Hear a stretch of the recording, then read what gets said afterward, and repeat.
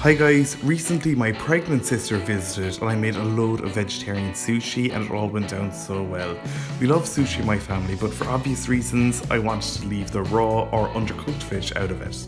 You will need a batch of cooked sushi rice. You can find the link to my video on how I made it in the description below. First off, I made this Japanese omelette handball sushi, this beetroot and avocado rolled sushi, this delicious marinated asparagus sushi, and this baby corn and sprouting broccoli sushi. Start off with the Japanese omelette by adding 4 eggs to a large bowl, followed by about a tablespoon of light soy sauce, roughly 2 teaspoons of mirin, a tablespoon of sugar, a good fat pinch of sea salt flakes, and then whisk all that up until it's nice and uniform. Then take it over to your stove or hob and add about a tablespoon of cooking oil to a frying pan over a low heat. Take a piece of kitchen paper and spread the oil all around the pan. Then pour about 1/3 of your egg mixture into the pan and let it sit there cooking really slowly and gently for just a few minutes until it goes from being kind of translucent to kind of opaque. Now, as best you can, try to roll it over onto itself without breaking it. It actually doesn't really matter if this isn't the neatest thing. Now, with that on the edge of the frying pan, pour over another 1/3 of your mixture. Then, once it looks almost set, turn the rolled side of the omelette over onto itself. Repeat this, rolling the omelette back and forth until you've got no more egg mixture, just one rolled omelette that is quite firm. Then take it off the heat and allow it to cool. Now, to blanch the asparagus, bring a large pot of water to the boil and add maybe 15 asparagus stems. Allow to cook for 3.5 minutes before you scoop them out and transfer them to some cold water to stop the cooking. Once they're done, dry them really well in some kitchen paper and set them aside until later. Now grab a cup to make your marinade. To that, add a small squeeze of Japanese wasabi, probably about 1/2 teaspoon. To that, add 100 grams of miso paste. Loosen it with about 1 teaspoon of mirin. Now mix it all up until it's really nice and incorporated and you have a lovely slow dropping consistency. Now pour over the marinade and spread it all about so that all of every stem is covered in it. Then set them aside until later too. Now bring another pot of water to the boil and dump in a really good handful of tender stem broccoli, followed by about the same amount of baby sweet corn. Leave them cook for 3 minutes before you transfer them to a bowl of icy cold water to stop the cooking process immediately. To roll the sushi, I have my cooked sushi rice, recipe in the description below. I have a bowl of water to stop the sticky rice from sticking to my hands, and I have plenty of cling film.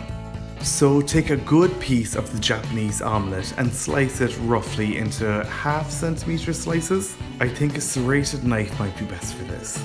Then, with some cling covering your pan, place a slice or 2 of the omelette into it. Dip your fingers in the water before taking about a ping pong ball sized amount of rice and lay it on top of the omelette and roll it into a ball. Bring the edges of the cling film together and twist them around so that the sushi becomes really spherical. This is a handball sushi. You can make these a few hours in advance by just setting them aside now and just take the cling film off right before serving. Then just keep going and make as many Japanese omelette handball sushis as you'd like to make. To make the sushi rolls, take a bamboo mat and cover it with cling film. Lay a sheet of nori on top, making sure that the rough side is facing upwards. And dipping your hands in the water regularly, spread the sticky rice over the nori in a thin layer, covering most of the seaweed except for the inch farthest from you. Now lay the filling over it. Here I'm going with the baby corn and the sprouting broccoli, and I'm also going to sprinkle over some really nicely toasted sesame seeds. Now it's a good idea to tuck the edges of the cling film under the bamboo mat and roll it over onto itself, pulling it back, squeezing it into itself before you continue rolling. When the roll is almost finished, wet the sticking out part of nori before finishing the roll. This will make the seaweed stick, securing the roll. You can make these rolls a few hours in advance as long as you leave them wrapped in cling so they won't dry out. For the next roll, I took 1 shop-bought cooked and peeled beetroot and cut it into chunky batons.